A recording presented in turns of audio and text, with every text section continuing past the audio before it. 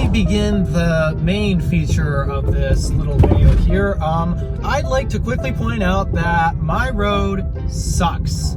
I am literally on my road as I speak, and I have to mention just how bad this is.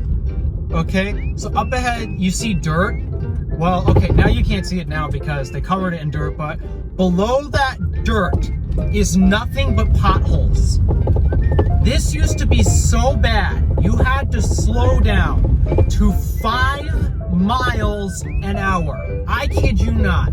5 miles an hour, you had to drive on the shoulder just so that way you wouldn't damage your vehicle. This got so bad, I started taking the back way instead of the main way, which this is the main way. I can't believe, see those potholes right there? There's a couple more up ahead. This is, what the heck? And this was all over those patches of dirt you just saw. You had to slow down to 5 miles an hour in order to protect your vehicle, in order for not to break. So, yeah, these roads have gotten bad.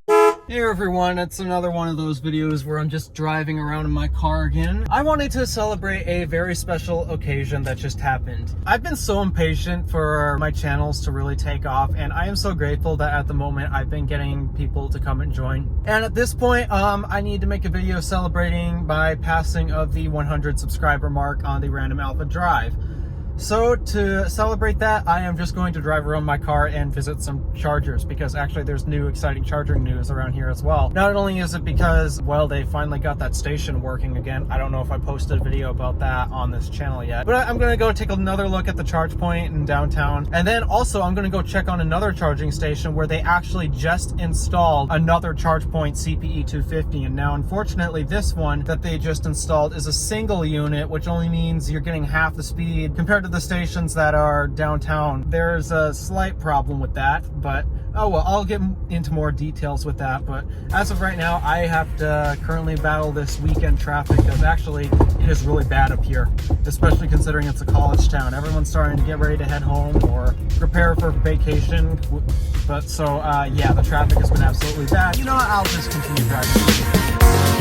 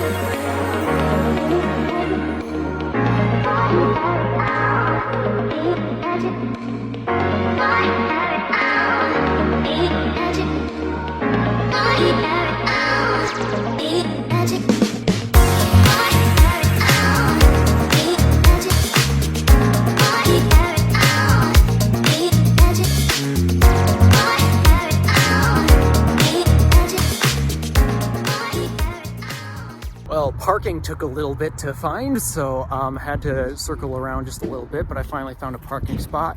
Unfortunately, it's going to be a tad bit of a walk, so let's walk there. And here we are at my local charge point station. This station has had a couple issues for the first couple months, where this one right here was working while that one was not accepting payments. So because of that, this stall here was the only one charging vehicles. It took ChargePoint like how long? 2 months to get that actually fixed. Yeah, they're not the best when it comes to getting these back up and running. And Siri on my watch keeps triggering for some random reason. But oh yeah, something different about this station that you guys might not notice, but actually these use different handles compared to what you typically see at ChargePoint CPE 250s. These are Amphenol cables, not REMA cables. So they have a boost functionality, I think, but for the most part, yeah, this is a different station where actually they replace the REMA cables that you'll typically find on them with Amphenol. I just wish these were NACS cables and not CCS and Chatamo, because, well, Chatamo is already obsolete at this point. Sorry, Nissan Leaf owners, but also CCS, it sucks. This standard sucks so much. NACS is clearly better. So that's my local charge point station. I guess things are working fine as long as you got one car there, then you're getting a okay-ish speed. I won't say necessarily great in terms of DC charging. The thing is, when it comes to reliability, ChargePoint actually seems to hold the best, except they got a few faults with them as of right now. They're looking to change that with their brand new CPE Plus units, their ChargePoint Express Plus units, but those haven't really deployed in that many areas yet. To my knowledge, they're only in Colorado at the moment. They haven't deployed it elsewhere. And the problem with these CPE 250s that you'll find everywhere are they're not exactly that capable. I mean, yeah, they'll charge your car quickly, but like if you have a 400 volt car, which is the majority of them out there, you're capped at 80 kilowatts due to the, well, REMA situation. And I'm not too sure if Amphenol is going to solve that either. So because of that, those chargers are tad limited in terms of power output capabilities. But their other weakness, sure, they may be pretty reliable, but the problem is when they do eventually fail, it takes forever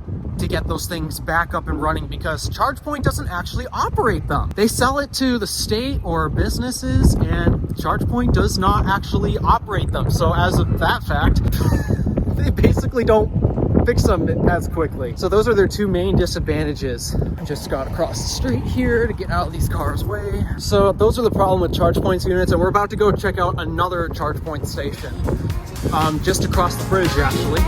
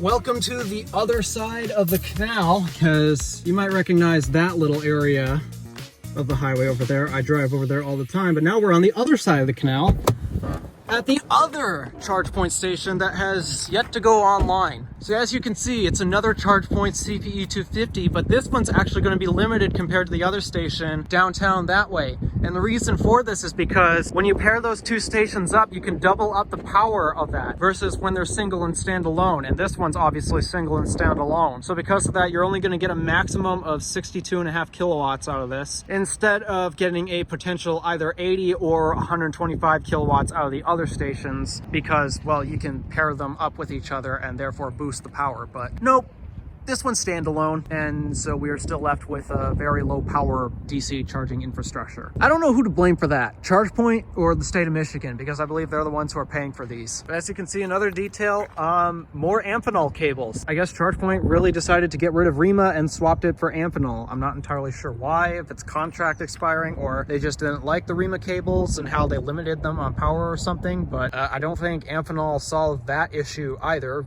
to be honest, so I'm not entirely sure what the reason for switching is. My only guess is contracting. But yeah, those are basically the two DC charging stations in my area. The next closest one is 100 miles away, that way up north. And that one's actually a big boy unit. It's like some NLX juice pump that will produce like 75 kilowatts. Instead of getting a lot of Electrify America stations here in the UP, we get a lot of NLX charging stations or ChargePoint CPE 250s. We do have 3 superchargers, all of which are 250 kilowatt version 3s. But for the most part, yeah, we don't exactly have the best DC infrastructure up here. I mean, yeah, not many people live up here, but still, there's a lot of EVs actually in my own town because I live in a college town, so duh. And unfortunately, I do wish there was a supercharger here in town. In fact, actually, you know what? I think I'm going to show you the perfect place to put a supercharger, because there is a perfect place in town, again, on the other side of the bridge, but we got to head that way anyways. There's just this perfect place where I think they should put a supercharger. So let's drive there and I'll show you.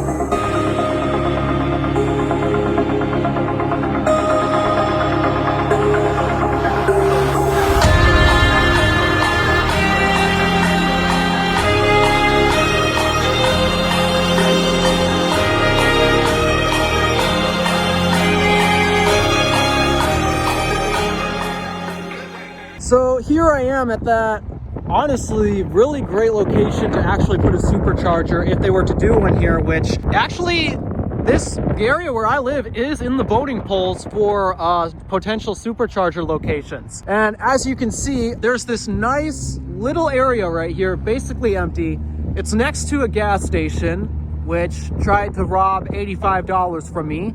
Yes, I'm not joking. They actually tried to rob $85 from me. It's next to a grocery store. There's a Culver's for fast food. There's other fast food joints a little along that way, like a Burger King, Taco Bell. There's also Subway over there as well. This would be, in my opinion, the perfect place to put a supercharger. This general area right here, I could just easily picture. You'd have 1, 2, 3, 4, maybe 5 supercharging stalls. And then also that area right there, or along that section of the parking lot right there, there's nothing right there they could do. Just look at the potential space along the border of this intersection here at this Todix parking lot. Great location. I just wish that they would actually put a supercharger here, because at the moment, those are the only stations aside from EVgo's Chatamo adapters that actually provide NACS, which is the best charging standard. So yeah, there's no plans of putting it here. It's just, I wanted to suggest this as a great supercharger location. And so with that, I am basically going to conclude this video right here, because I have to get home and actually practice for church tonight. So yeah, I have to do that. Apparently someone got pulled over there. Judging by the lengths of how long that stop is taking, something really must have happened. Yeah, I guess I'll leave this video off here with also a thank you for 100 subscribers on this channel. It took me forever to get to 100 subscribers on my first channel. This is the 3rd channel ever to get 100 subscribers, and I'm glad to be making videos for you. I mean, ranting about charging is not exactly fun, especially when I'm a fan of electric cars, but the truth is I'm going to rant if it's bad, and at the moment it's really bad, and I just believe that EV drivers deserve a much better charging network. Yes, Tesla Supercharger exists, and I really think that other automakers should switch to NACS so they can take advantage of that. Tesla has already told everyone. Everyone acts like Tesla is not going to allow you to use the supercharger network that's not Magic Dot. They've already mentioned it before the Magic Dot retrofit happened. They said they can't wait for automakers to switch to NACS and charge on the entire network. They said that in their announcement of NACS being an open standard. Yeah, I don't know what everyone's talking about, because they publicly stated, you switch to NACS, you have full access to our entire network. What's with people not joining the NACS network? My only guess is they are being of these 3 different words to describe them. It's either one of the 3 or it's a combination of the 3. But these people who are not switching to NACS, they are prideful, arrogant, and stupid. They are one of those 3 words. They are either being prideful because they hate Tesla, they're being arrogant, which I guess counts as that, but it also mixes with stupidity, or they are just being flat out stupid, which there are some that are being flat out stupid. Actually, I've learned of a company that's retrofitting Tesla powertrains to put it in more fleet style vehicles, except they swapped out the NACS connector for a CCS connector. Stupid, right? All right, enough of that ranting before I start that again. Thank you for 100 subscribers. I hope to continue to make more videos that hopefully are more positive than my rants, but gotta be honest, guys, charging network sucks, and I'm gonna continue to rant until it gets better. All right, thank you for watching. Do me a favor and interact with the stuff below. My name is DeWolf, Random Alpha, signing out.